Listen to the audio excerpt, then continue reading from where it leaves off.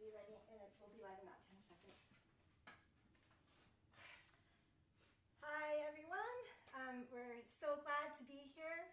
We're going to do a quick sound check just to make sure we actually are live. We think we're live. And we're just going to play a couple notes here, and then we'll get going. So welcome.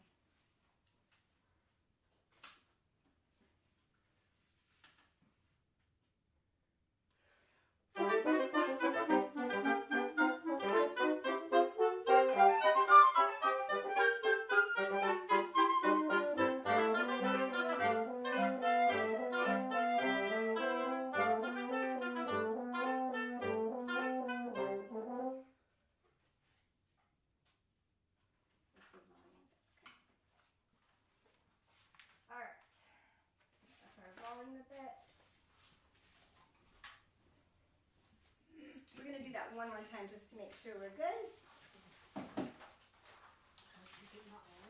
Same thing. And can everybody hear us talking? We're going to check that too. Okay, so make sure. Okay. All right.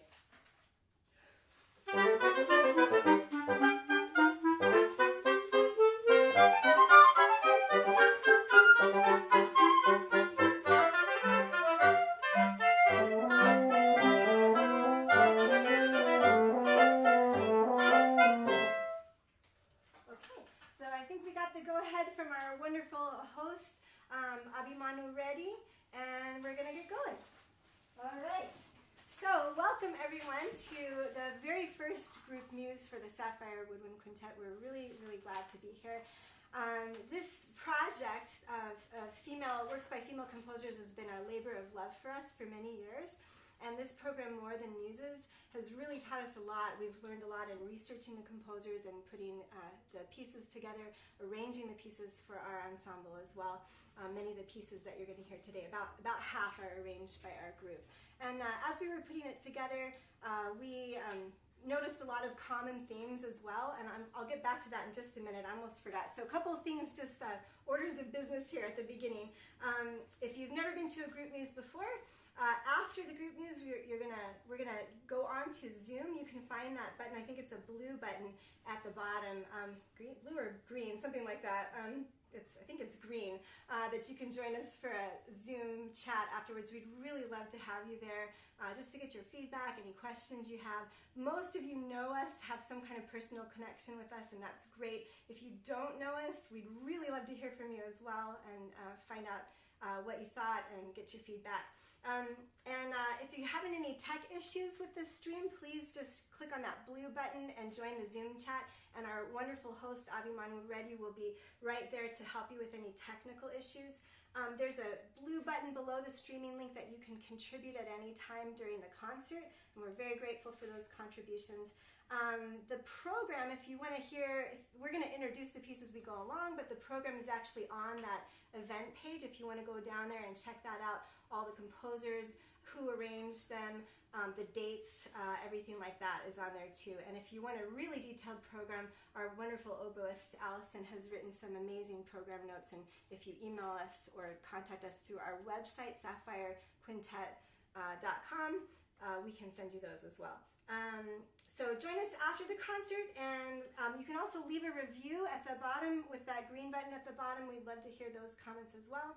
And we're going to get started. So our first piece is by Saint Cassia. She lived over 1,200 years ago, and she was a Byzantine nun.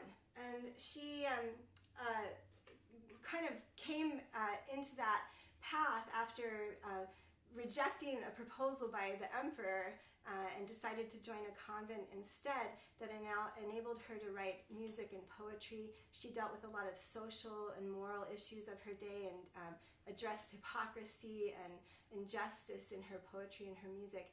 And her hymns are actually still sung in the Orthodox Church today.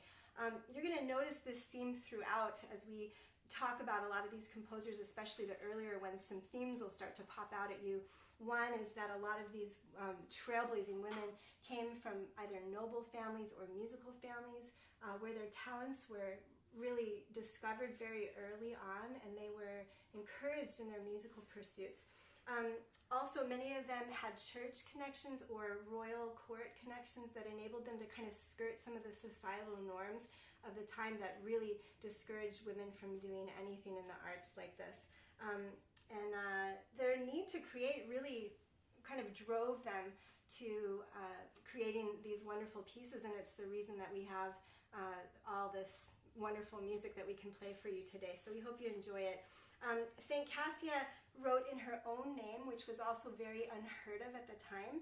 I think you'll really enjoy this. This is an example of Byzantine chant that we've arranged for the group.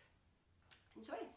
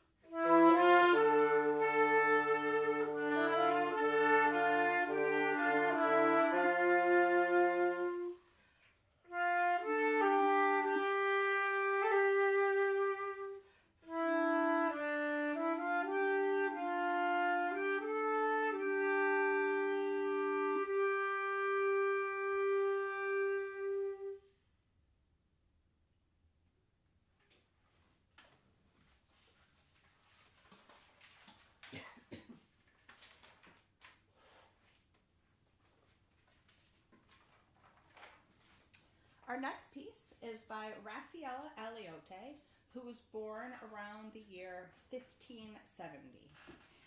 And she was an Italian composer and chose a life in the church because it was the only place where music and singing were acceptable pastimes for women. She directed her convent's main ensemble, which was well known throughout the region. Her motets became some of the first sacred music collections to be printed by a woman.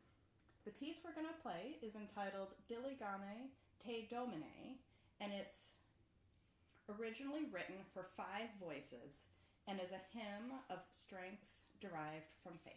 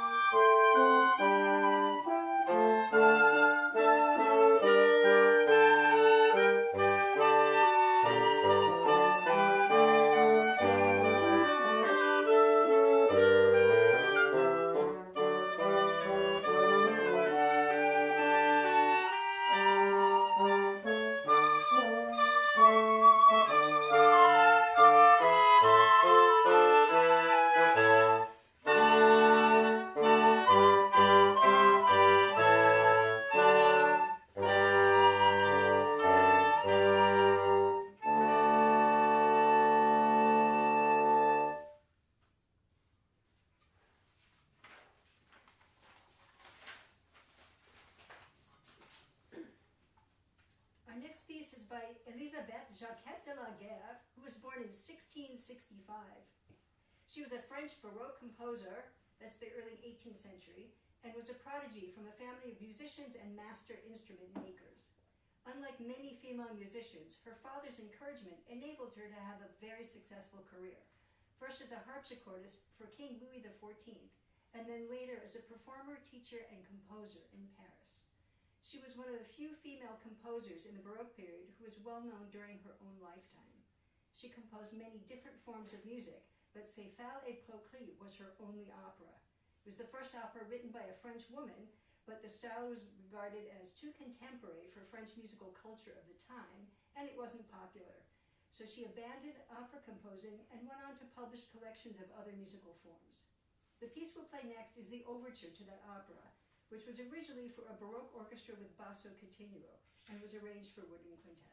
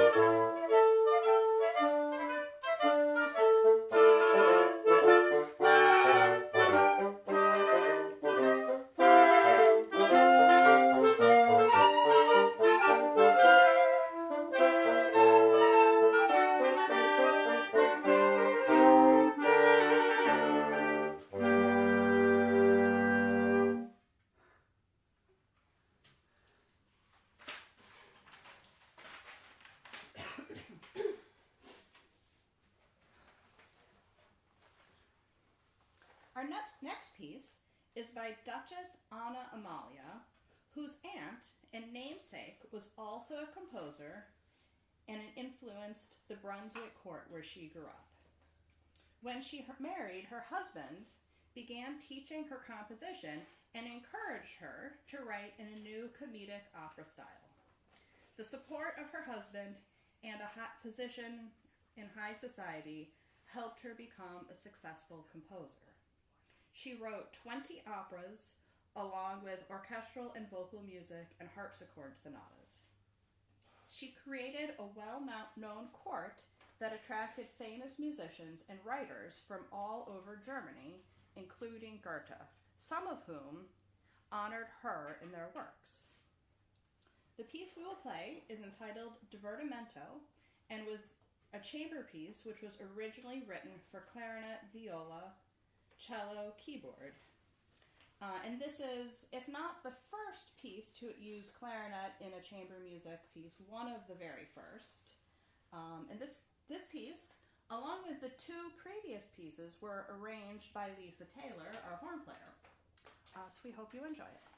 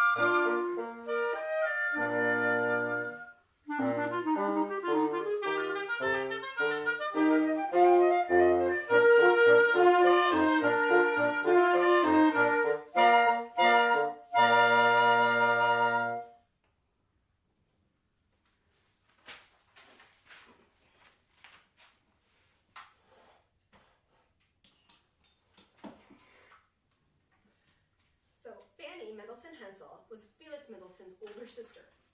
And between the two, who were both very talented musicians and composers, she was a true prodigy. Her father, however, discouraged Fanny from pursuing a career in music, urging her to instead focus on her home and her family. While privately, her brother Felix supported her work by publishing some of her compositions under his name, publicly he did side with their father. Her husband, however, encouraged her to keep composing and helped her to organize Sunday salon concerts she put on from their home, and she was able to premiere and perform some of her compositions through that opportunity. This went on for several years until at age 40, Fanny defied her family and published a handful of her pieces, all to great acclaim. Sadly, she died the following year, and after her death, Felix sent his publisher a collection of her music and finally gave her the recognition she deserved. The Cholera Cantata, as this next piece is commonly known, was originally written for choir and orchestra to celebrate the end of the 1831 epidemic that had devastated Berlin. We've arranged the introduction for you and are excited to share a bit of this hopeful and timely piece with you all.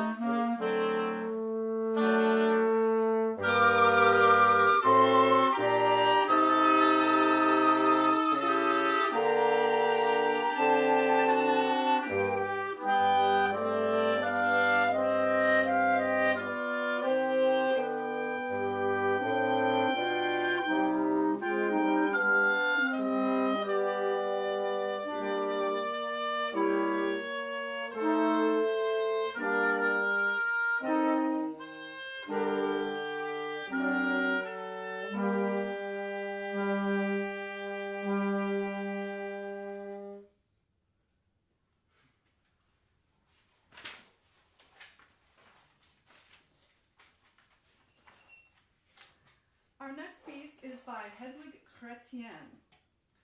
There's very little information to be found about Chrétien, which is both surprising and frustrating because she was so very accomplished. First, she was accepted into the Paris Conservatory, which was a big deal for a woman in 1884. Next, she became the star student there, and even more impressive, she went on to become a professor there. For her accomplishments, Chrétien was awarded the French Order of Academic Palms. This is the highest award, highest civic award, non-military award you can get in French society. Chrétien composed about 150 pieces in her career, including 2 actual woodwind quintets. Our next piece will be an andante from one of those quintets. That means our next piece is the first one on our program tonight that was actually written for this instrumentation. It's not a transcription.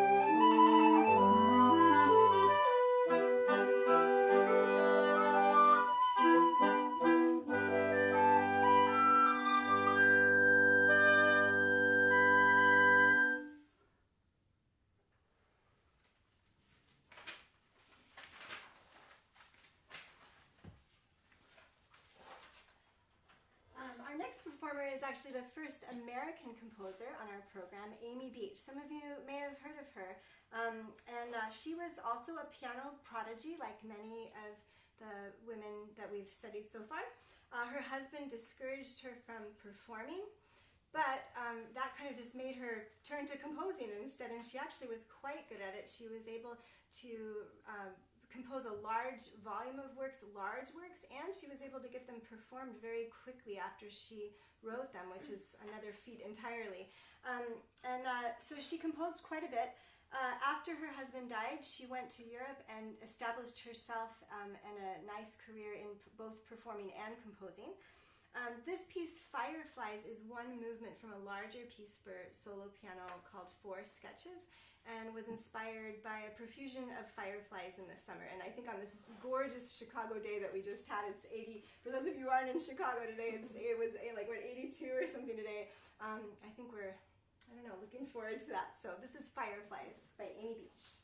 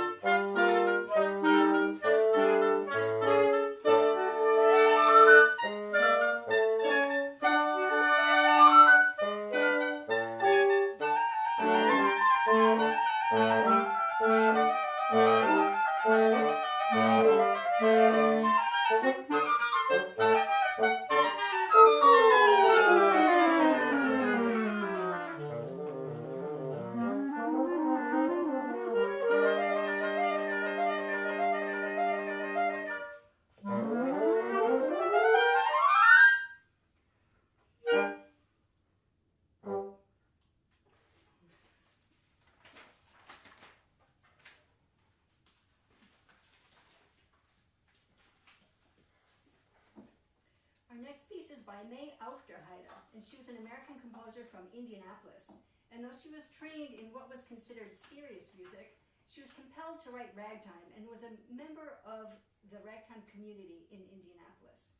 Her first published rag, entitled Dusty, was so popular that her father actually quit his business to start a publishing company, and he published his daughter's music and also music of other female composers.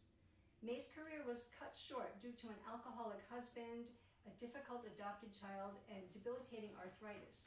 But she managed to complete a number of rags, waltzes, and songs before she had to stop composing. The Thriller, our next piece, was composed in 1909, originally for piano, and was arranged for woodwind quintet. And it was likely named after a roller coaster from the nearby Riverside Amusement Park near Indianapolis, and I think you can hear that in the music.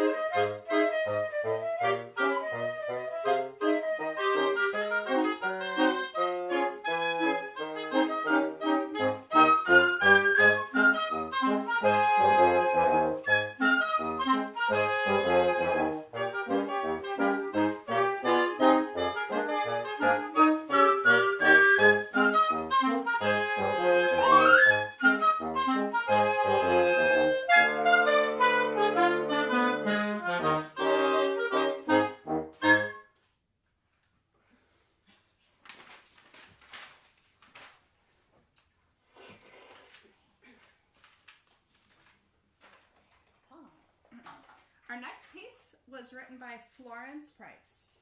She was a piano prodigy and conservatory-trained musician who published her first piece at age 11. She had to fight both gender and racial prejudice and even listed herself as Mexican at school to avoid discrimination. In spite of this, she was able to earn national recognition. The turning point was the premiere of her first symphony by the Chicago Symphony at the 1933 World's Fair. She composed almost 300 pieces, which were mostly forgotten after her death in 1953. But the discovery of her manuscripts in 2009 sparked new interest in her music. Adoration, the piece we're about to play, was originally written for organ in 1951 and is a wonderful example of her style, with a semi-sacred melody over warm harmonies. 1 2 minute.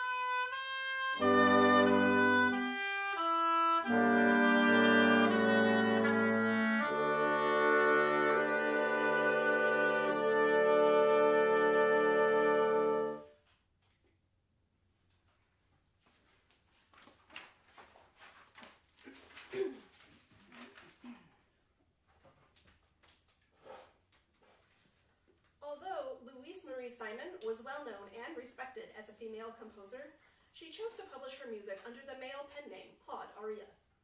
She studied both piano and composition at the Paris Conservatory, winning first prize in composition.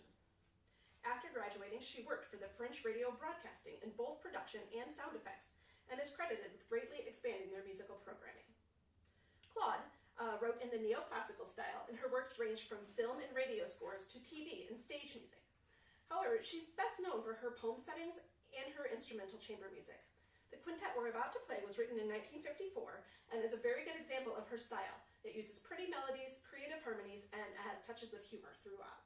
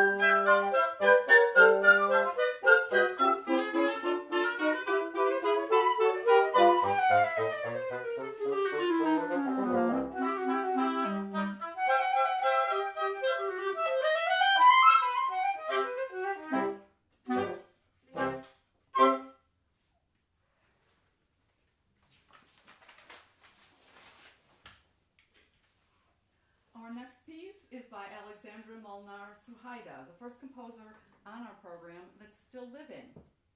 She studied composition at George Mason University and currently teaches flute in addition to composing. On being a female composer, Alexandra said, quote, "I've never encountered any kind of opposition based on my gender, at least that I know of. But I think since women are so directly tied in with creation, being the ones who bring new life into the world, I'm always a little surprised there aren't more of us.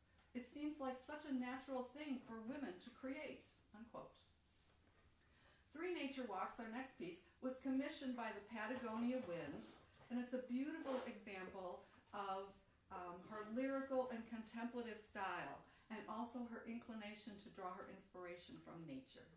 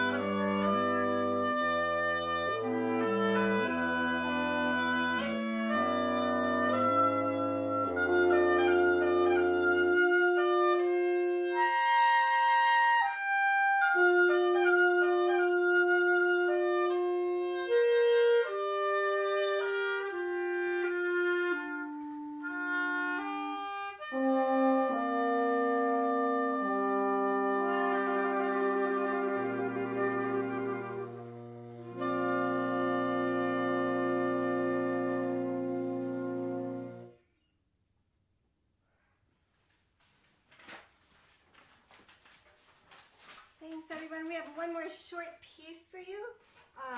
Valerie Coleman is our last performer, an amazing African-American composer. She was listed in the top 35. Washington Post named her top 35 women composers in classical music, and Performance Today named her 2020's Classical Woman of the Year. She's an amazing flute player. I'm a big fan of hers, and has written just a lot of really powerful pieces dealing with a lot of important topics, as well as just beautiful pieces of music. This particular piece is called Umoja. Umoja means unity in Swahili, and this was written as a piece, kind of a call and response to celebrate the first day of Kwanzaa, which is called Umoja. This became, she founded the Imani Winds, and that is one of the premier woodwind quintets in our country, and this became kind of their signature piece. It's a really fun piece, and we hope you enjoy it. We thought unity would be a good way to end our program, and we want you to stay unified and join us in the Zoom chat after the concert. Click that little, I think it's a green button underneath the live stream, and head on over there. We're gonna take like a 2, 3, maybe 4-minute break, and we'll be back to answer questions, get your feedback, say hi to you. Some of you we haven't seen in a while, and we'd love to see your faces. Some of you we've never met before, and we'd love to see your faces too. So head on over to that Zoom. Thank you for joining us. This is Umoja by Valerie Coleman.